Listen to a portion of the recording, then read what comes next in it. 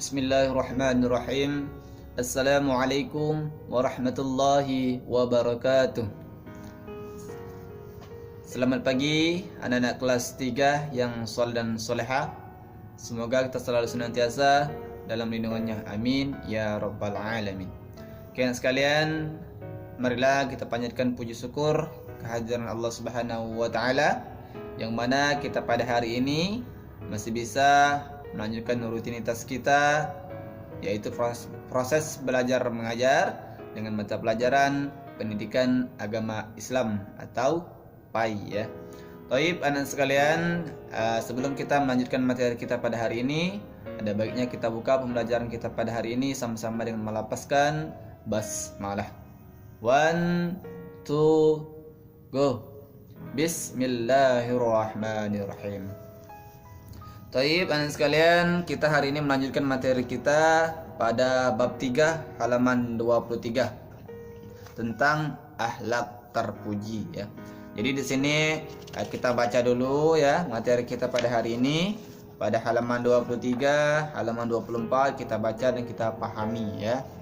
Oke anak sekalian, dengarkan dengan baik. Ustaz bacakan sedikit, Ustaz jelaskan ya tentang materi kita akhlak terpuji. Oke, akhlak terpuji ya. Nabi Muhammad sallallahu alaihi wasallam adalah nabi dan rasul terakhir yang diutus oleh Allah Subhanahu wa taala. Dengan tujuan apa? Untuk menyempurnakan akhlak manusia. Jadi Nabi Muhammad diutus oleh Allah Subhanahu wa taala ya, untuk menyempurnakan akhlak manusia. Jadi kita sebagai manusia ini harus mencontoh perilaku ataupun akhlak Nabi Muhammad SAW, karena akhlak beliau adalah sangat bagus ya, luar biasa, sangat bagus. Jadi harus kita contoh. Kemudian beliau merupakan panutan karena memiliki akhlak yang harus kita contoh dan dipraktikkan dalam kehidupan sehari-hari. Nah ya. Kemudian di antara akhlak-akhlak mulia itu adalah salah satunya yaitu perilaku mandiri. Nah, mandiri, tahu mandiri? Mandiri itu melakukan sesuatu itu harus sendiri, ya, itu mandiri. Jadi apapun yang kita lakukan, misalkan mengerjakan PR ya, belajar, itu kita sendiri, ya, tanpa bantuan dari teman ataupun tanpa bantuan dari orang lain ya. Kita harus melakukan sendiri, itu disebut mandiri ya. Kemudian percaya diri. Nah ya, jadi kita harus percaya diri. Benar tidak kita mengerjakan PR ini? Harus percaya, harus yakin ya. Kalau kita tidak yakin, maka kita tidak bisa untuk menjawab pertanyaan-pertanyaan ketika Ustadz mengasih soal ya. Dari kedua sikap tersebut terbentuk sikap tanggung jawab. Nah, dia harus bertanggung jawab ya, yaitu sikap bersungguh-sungguh dalam menghadapi dan menyelesaikan suatu tugas ya. Oke, kemudian selanjutnya mari kita pelajari bab ini bersama-sama dengan baik agar kamu dapat menerapkannya dalam kehidupan sehari-hari ya. Itu pada halaman 23 ya, didengarkan, disimak. Kemudian selanjutnya lihat pada halaman 24 ya. Halaman 25 ya, tentang mandiri, pengertian sikap mandiri nomor 1.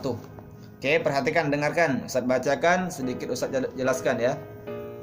Sikap mandiri adalah perilaku seseorang untuk hidup dengan usaha sendiri dan tidak bergantung pada orang lain. Nah, itu yang dinamakan sikap mandiri ya. Dengarkan. Orang yang memiliki sikap mandiri selalu memecahkan masalahnya sendiri tanpa minta bantuan dari orang lain ya. Itu dari pengertian dari sikap mandiri ya.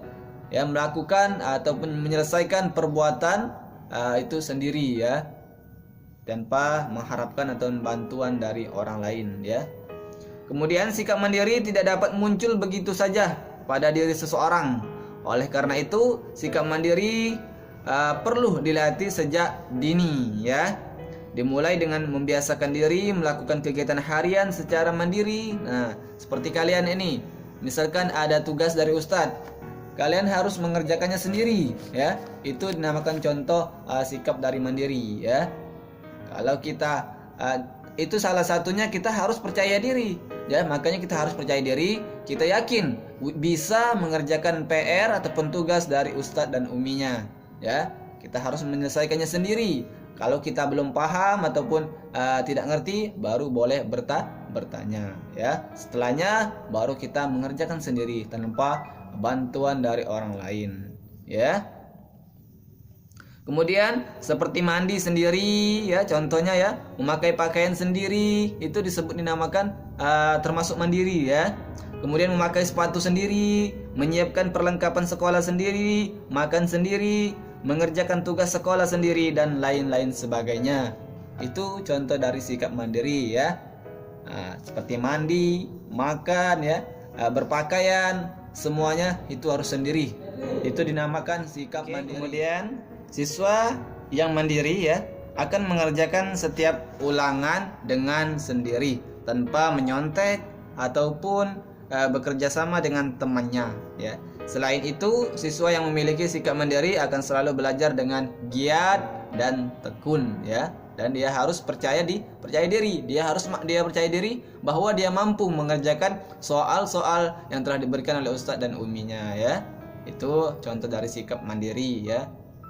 Kemudian sikap mandiri merupakan salah satu sifat para nabi. Nah, ya. Jadi sikap mandiri ini merupakan salah satu contoh kita harus mencontoh sikap dari nabi, karena sikap mandiri ini salah satu sikap nabi, ya. Makanya harus kita panut, kita harus contoh, ya, dari sikap mandiri ini, ya.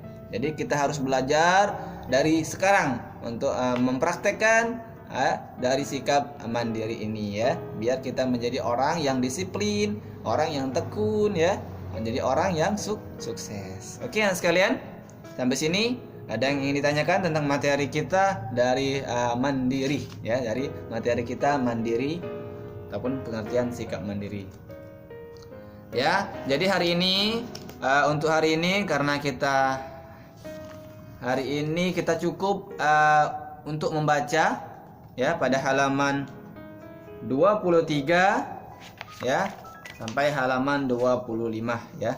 Insyaallah untuk materi selanjutnya, ya, kita lanjutkan pertemuan selanjutnya, ya. Jadi sekarang kalian baca, kalian pahami dari materi kita tentang akhlak terpuji dan mandiri.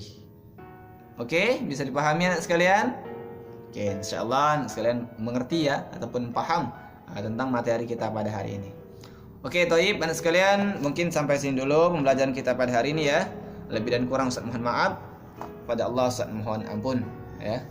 Marilah kita tutup pembelajaran kita pada hari ini sama-sama dengan melapaskan hamdalah. Alhamdulillahirabbil alamin.